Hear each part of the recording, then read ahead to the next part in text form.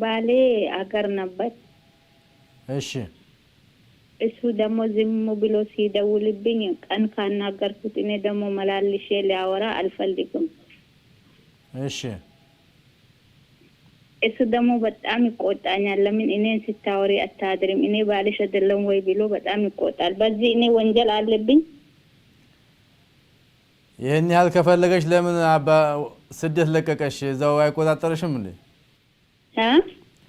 ይሄን ያህል ከፈለገሽ በስልክ ለምን ያወራሻል በአካል ለምን አይወስድሽም ነይተር ወደ ሀገርሽ ለምን አይልሽም ዙሩፍ አለብን እኔም እንትን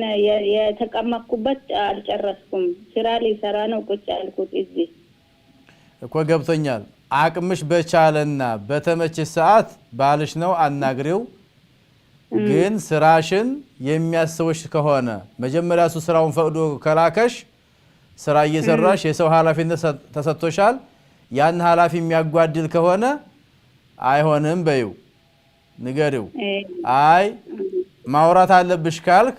ከዚህ ነገር አውጥተህ ወጪን ችለህ ማስተዳደር መቻል አለብህ የሚለው መመካከርና መንገር